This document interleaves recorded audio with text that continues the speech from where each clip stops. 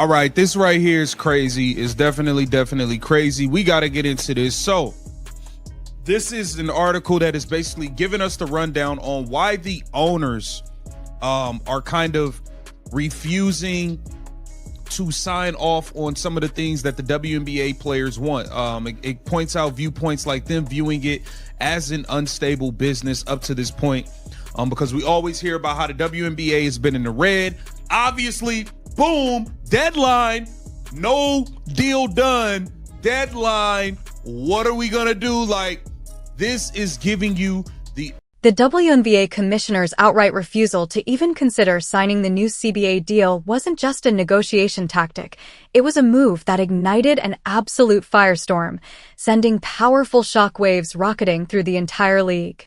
Think about it. This wasn't some strategic delay or a request for more talks.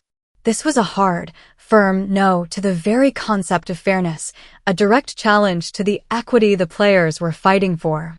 And you better believe that superstars like Caitlin Clark, who are actively changing the game and bringing in millions of new fans, were not about to let that kind of blatant dismissal slide. Suddenly, all the owners' flimsy, self-serving justifications for their position were completely exposed, revealing the truly ugly battle lines that had been drawn in the sand. The players' message became unified and crystal clear. This profound injustice would not be allowed to stand. The gloves were officially off, and there was absolutely no room left for silence or compromise. Why the WNBA owners have taken the stance that they have decided to take ultimately when it comes down to getting this new CBA deal done, and this is why they are standing firm on their stance. Here it says, negotiate WNBA sports press covers WNBA negotiations from the owner's point of view. It says the WNBA players have quickly become some of the most recognizable female athletes in the world, with ballooning ticket sales. At the heart of the owners, and at the heart of their defiance, lies the owners' tired old narrative, the story they've been pushing for years that the WNBA is just an unstable business perpetually operating in the red. This viewpoint has become a convenient shield for them, an excuse they trot out to justify withholding fair compensation from the very athletes whose incredible talent and hard work are driving the league's undeniable growth. Yet this worn-out refrain clashes violently with the reality we can all see: booming ticket sales, sold-out arenas, and unprecedented viewership numbers that are propelling the league into a thrilling new era. The claim of instability now feels less like a business reality and more like a calculated manipulation, a strategy meticulously designed to protect profits and hoard wealth at the direct expense of the athletes. The truth buried under all that corporate spin tells a very, very different story, a story of resistance and undeniable value. It says the WNBA players have quickly become some of the most recognizable female athletes in the world, with ballooning ticket sales and record-breaking viewership over the past 2 seasons. As a result, league revenues have soared. But unlike their male counterparts in the National Basketball Association, who are guaranteed 50% of the NBA's basketball-related income, WNBA players are not guaranteed a percentage of such income, which includes things like media deals, merchandise, ticket sales, concessions. So the players haven't shared in the league's flood of new revenue. A recent estimate. Let's be clear. The past 2 seasons have witnessed nothing short of an explosion of interest, an incredible surge fueled by a new generation of captivating and marketable talent. As a direct result, league revenue soared to record highs, providing a tangible, undeniable testament to the WNBA's massive market value and its growing cultural significance. This financial boom, however, has mysteriously not translated into equitable compensation for the players who are on the court night after night, generating every single dollar of that newfound wealth. Instead, the owners seem determined to cling to outdated financial structures, funneling the massive profits away from the individuals whose skill and charisma are what actually transform the WNBA from a business into a spectacle. This massive disparity isn't just unfair on a surface level. It's a stark, painful betrayal of the league's most valuable assets, its players. Things like media deals, merchandise, ticket sales, concessions, so the players haven't shared in the league's flood of new revenue. A recent estimate put the women's 2025 pay at about 7% of revenue. Okay, as a result, the WNBPA opted out of the collective bargaining agreement in October, and the league has been careening toward a lockout as negotiations soured, with revenue sharing being the largest sticking point. Despite the massive amount of money coming into the WNBA, the league, which is majority owned by NBA owners, wants to keep their revenue sharing structure the same, guaranteeing far more profit. To truly grasp the scale of this injustice, you have to compare it to their male counterparts in the NBA. NBA players are guaranteed a full 50% of all league income, a straightforward, clean revenue split. WNBA players, on the other hand, operate under a shockingly different and, frankly, insulting system. They are not guaranteed any percentage from the massive media deals, the booming merchandise sales, or the record-breaking ticket sales they generate. A recent jaw-dropping estimate revealed that women's pay for the upcoming 2025 season is projected to be a mere 7% of the total league revenue. Let that sink in. This colossal gap isn't just a simple discrepancy, it's a profound systemic injustice, a form of deeply entrenched inequality that stars like Caitlin Clark, who are driving much of this new revenue, can no longer be expected to ignore. The numbers themselves are screaming for immediate and radical change. Despite the massive amount of money coming into the WNBA, the league, which is majority owned by NBA owners, wants to keep their revenue sharing structure the same, guaranteeing far more profit for owners and investors than for the players who actually play the game. And too many news reports have catered to owners' interests when reporting on the negotiations between the players, union, and the league. An unstable business. Well, here it says, a prominent talking point when it comes to WNBA contract negotiations is profitability. Now, we've heard over and over and over again how much money these owners lose. As this battle for fairness intensified, a deeply disturbing pattern began to emerge in the media coverage surrounding the negotiations. Far too many reports blatantly catered to the owners' interests, presenting their carefully crafted narrative as objective truth without any real critical scrutiny or investigative journalism. This biased reporting has been actively and effectively shaping public perception, a subtle yet powerful manipulation that frames the players' rightful demands for a fair share as unreasonable greed, while simultaneously portraying the owner's resistance as justified and prudent business. It's a tactic designed to stifle a balanced, honest understanding of the situation.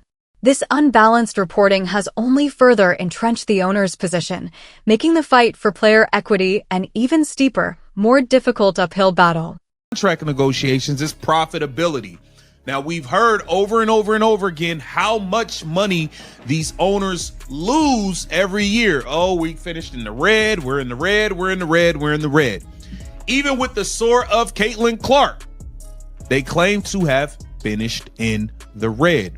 They had to get everybody private jets because everybody was tripping that Caitlin Clark had them. Everybody. So that's another $50 million spent on PJs for everybody. And that was that. So let's continue on. As this battle for fairness intensified, a deeply disturbing pattern began to emerge in the media coverage surrounding the negotiations. Far too many reports blatantly catered to the owners' interests, presenting their carefully crafted narrative as objective truth without any real critical scrutiny or investigative journalism.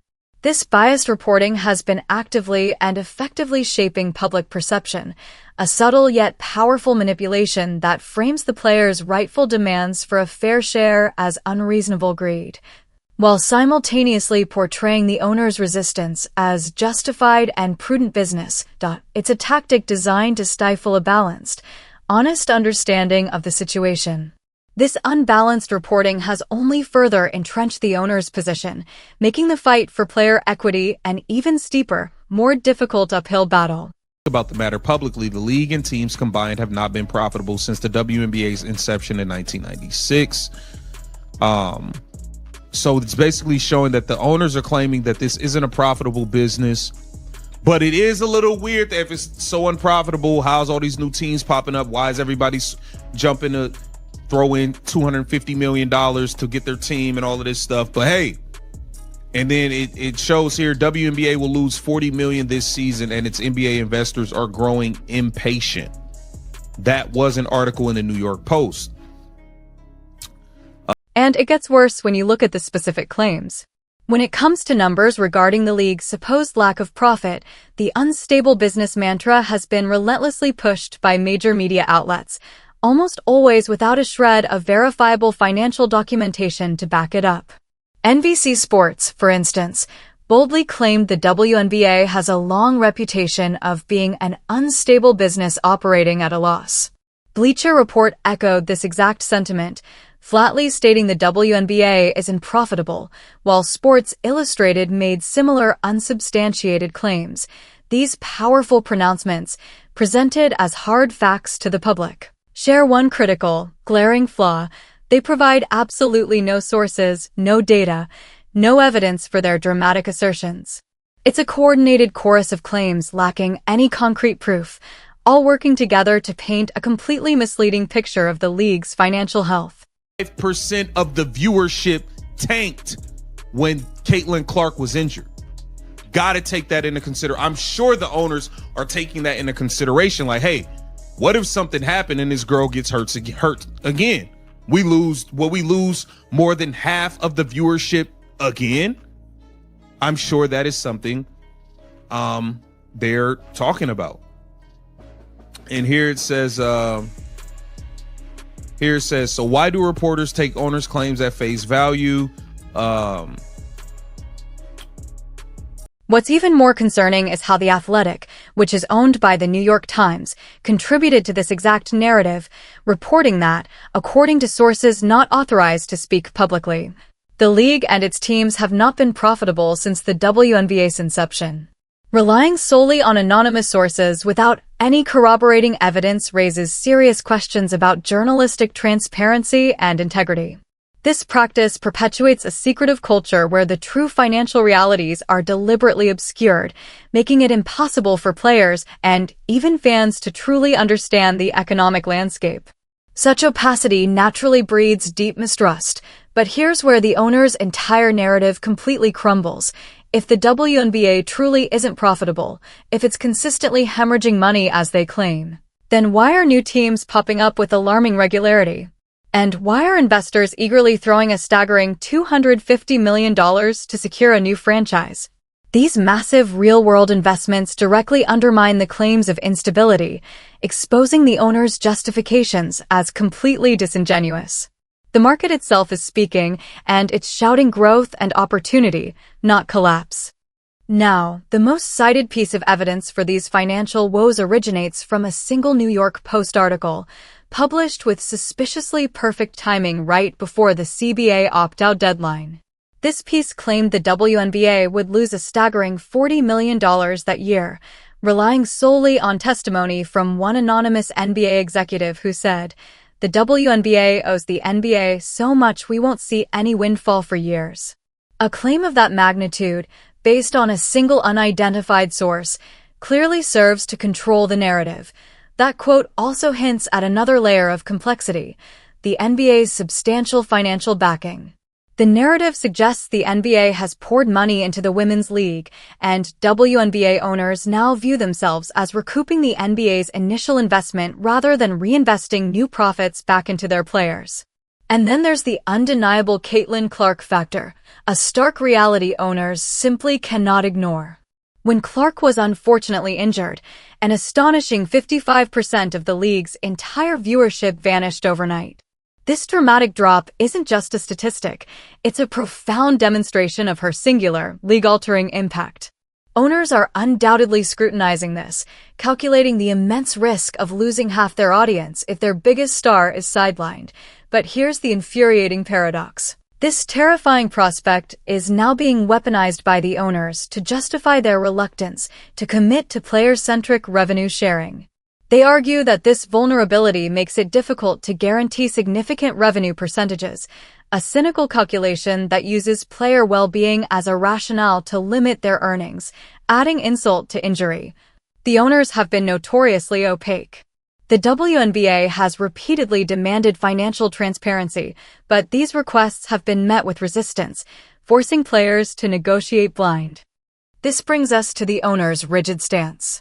Players getting a 50% cut like the NBA is simply not going to happen. As a supposed concession, they propose tripling salaries, but this offer comes with a convoluted catch. Revenue sharing only kicks in if certain growth targets are reached, benchmarks that anonymous sources say have never been hit. Digging into the fine print reveals the setup. Combined with the 2020 season shutdown, these benchmarks were virtually impossible to achieve. Even if they were hit, players would only get a tiny fraction of the overflow. This isn't revenue sharing. It's a phantom promise, an elaborate mechanism designed to give the illusion of progress. The stark contrast lies between the clean sharing players are demanding and this complicated formula, a semantic manipulation that allows the league to claim they're sharing revenue while players receive little more than peanuts. This fight for true clean sharing isn't just about money. It's about respect. The WNBA's explosive growth, fueled by stars like Clark, clashes dramatically with this refusal to offer a fair deal. This blatant disregard for player equity has pushed the league's most recognizable faces to the brink. They are tired of being undervalued, tired of the excuses, and tired of the opaque financial dealings. This simmering anger demands a resolution. The battle for a fair CBA continues with players demanding transparency, equity, and a rightful share in the WNBA's burgeoning prosperity. The owners' entrenched resistance, propped up by dubious financial claims, now faces an increasingly unified and vocal player base. This isn't just a labor dispute. It's a fight for the future of women's professional sports, a demand for respect that reverberates far beyond the basketball court. The spotlight is brighter than ever, and the entire world is watching.